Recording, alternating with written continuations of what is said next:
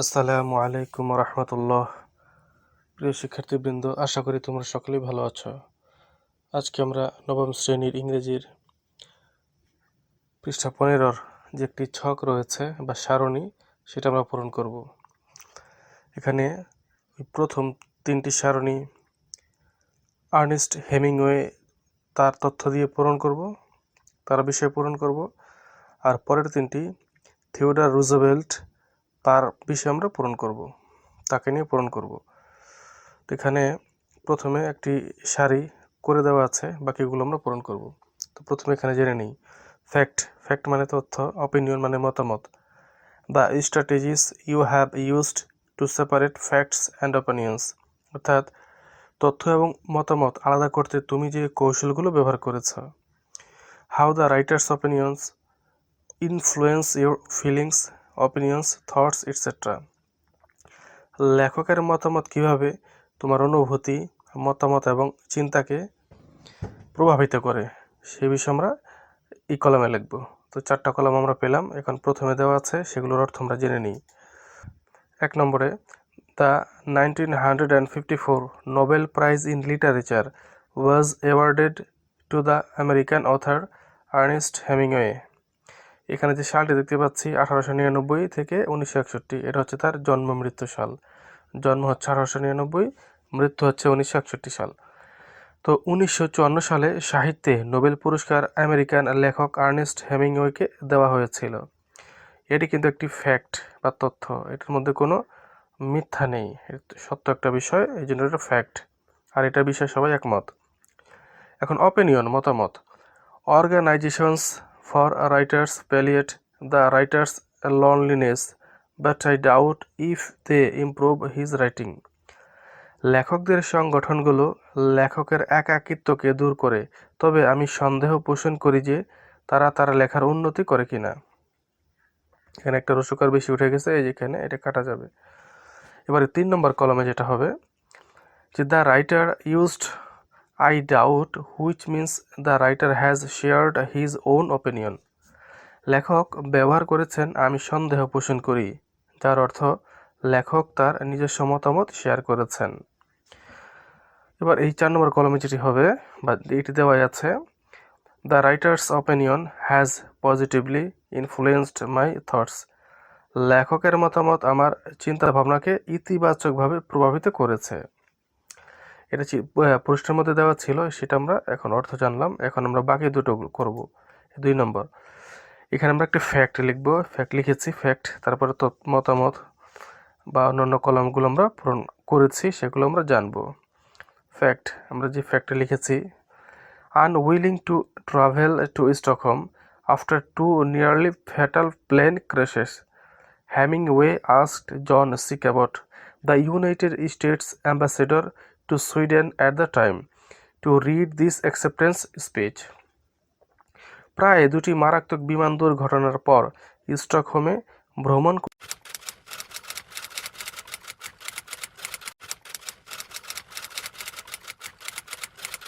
করতে অনিচ্ছুক হেমিংওয়ে সুইডেনে মার্কিন যুক্তরাষ্ট্রের রাষ্ট্রদূত জন সি ক্যাবটকে তার বক্তৃতা পড়তে বলেছিলেন। মতামত বা opinion, it would be impossible for me to ask the ambassador of my country to read a speech in which a writer shed all of the things which are in his. এখানে এটা his হবে, HIS his, এই টিটা কাটা যাবে, এখানে his হবে। আমার দেশের রাষ্ট্রদূতকে এমন একটি ভাষণ পড়তে বলা আমার পক্ষে অসম্ভব হবে, যেখানে একজন লেখক তার হৃদয়ের সমস্ত কথা বলেছেন।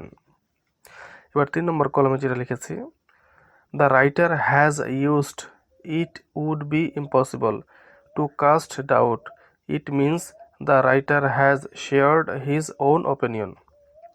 লেখক ব্যবহার করেছেন এটা অসম্ভব হবে, যা তার সন্দেহকে জাগিয়েছে, তার অর্থ লেখক তার নিজস্ব মতামত প্রকাশ করেছেন। এবার 4 নম্বর বা শেষ কলমে যেটা লিখেছি, the writers opinion has made me ridge that once emotions and thoughts may not be easily conveyed through সামন এলস ভয়েস। লেখকের মতামত আমাকে উপলব্ধি করিয়েছে যে কারো আবেগ এবং চিন্তা ভাবনা অন্য কারো কণ্ঠের মাধ্যমে সহজে প্রকাশ করা যায় না। এবার 3 নম্বর যে ফ্যাক্ট আমরা লিখেছি এখানে, writing at it's best is a lonely life. লেখালেখি করার অর্থ একটি একাকিত্ব জীবন। এবার এর মতামত, for he does his work alone and if he is a good enough writer he must face eternity or the lack of it each day. কারণ তিনি একাই তার কাজ করেন এবং যদি তিনি যথেষ্ট ভালো লেখক হন তবে তাকে প্রতিদিন সারা জীবন লেখার মুখোমুখি হতে কিংবা না লেখার মুখোমুখি হতে হবে। এবার এই 3 নম্বর কলমে যেটা লিখেছি, the writer has used words such as if such মানে অ্যাজ ইফ গুড, এখানে অ্যাজের এখানে একটা কমা হবে, অ্যাজের পাশে comma, and must in the statement it reflects his personal view. লেখক বক্তব্যে ইফ, গুড, মাস্ট ইত্যাদি শব্দ ব্যবহার করেছেন, এটি তার ব্যক্তিগত দৃষ্টিভঙ্গি প্রতিফলিত করে। এবার শেষ কলমে যেটা লিখেছি, I strongly agree with the writer's opinion. It evokes my empathy and admiration for their lonely creative journey. লেখকের মতামতের সাথে আমি দৃঢ়ভাবে একমত। এটি তাদের একাকী সৃজনশীল যাত্রার জন্য আমার সহানুভূতি এবং প্রশংসার উদ্রেক করে। এবার 4 নম্বর আমরা যেটা লিখেছি সেটা হলো থিওডর রুজভেল্ট সম্পর্কে। এত আর্নেস্ট হেমিংওয়ের ব্যাপারে আমরা লিখলাম, এখন আমরা থিওডর রুজভেল্ট ব্যাপারে আমরা 3টি সারি পূরণ করব। তো প্রথমে আমরা যেটা লিখেছি তথ্যের মধ্যে, Theodore Roosevelt is the 26th president of United states. Theodore Roosevelt মার্কিন যুক্তরাষ্ট্রের 26তম রাষ্ট্রপতি। Opinion, he is a hero two millions of Americans. তিনি লক্ষ লক্ষ আমেরিকানদের কাছে একজন আদর্শ। এবার 3 নম্বর কলমে লিখেছি, the opinion is subjective and may vary depending on the Americans. মতামতটি ব্যক্তিগত আবেগ বা অনুভূতি এবং আমেরিকান নাগরিকদের উপর সেটি নির্ভর করে পরিবর্তিত হতে পারে। তারপর 4 নম্বর কলমে যেটা লিখেছি, the writers opinion has helped me understand the difference between fact and opinion. লেখকের মতামত আমাকে সত্য এবং মতামতের মধ্যে পার্থক্য বুঝতে সাহায্য করেছে। এখন আমরা 5 নম্বরটা লিখব। আরেকটি ফ্যাক্ট লিখেছি রুজভেল্ট সম্পর্কে, the speech is famous for Roosevelt thoughts about the duties and responsibilities of both the state of citizens and citizens to the state. বক্তৃতাটি নাগরিকদের রাষ্ট্রের প্রতি এবং রাষ্ট্রের নাগরিকদের প্রতি উভয়ের কর্তব্য এবং দায়িত্ব সম্পর্কে রুজভেল্ট এর ভাবনার জন্য প্রশংসিত। অপিনিয়ন বা মতামত, democracies require leaders of the best character to hold all citizens to the highest standards. গণতন্ত্রে সব নাগরিককে সর্বোচ্চ মান ধরে রাখার জন্য সর্বোত্তম চরিত্রের নেতাদের প্রয়োজন। এবার 3 নম্বর কলমে যেটা লিখেছি, Again, the opinion is subjective and may vary because some countries in the world oppose democratic process. আবারও মতামতটি ব্যক্তিগত আবেগ বা অনুভূতি প্রকাশ করে এবং ভিন্ন হতে পারে কারণ বিশ্বের কিছু দেশ গণতান্ত্রিক প্রক্রিয়ার বিরোধিতা করে। এবার শেষ কলমে যেটা লিখেছি 4 নম্বর কলমে, the writers opinion has strongly influenced my understanding. লেখকের মতামত দৃঢ়ভাবে আমার উপলব্ধিকে প্রভাবিত করেছে। এবার 6 নম্বর শেষ সারিটি আমরা পূরণ করব থিওডর রুজভেল্ট সম্পর্কেই।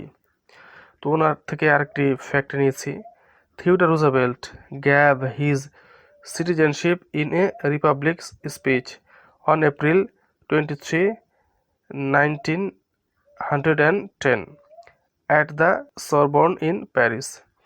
থিওডর রুজভেল্ট প্যারিসের সোরবনে 23 এপ্রিল 1910 সালে তার প্রজাতন্ত্রে নাগরিকত্ব বিষয়ে বক্তৃতা দিয়েছিলেন।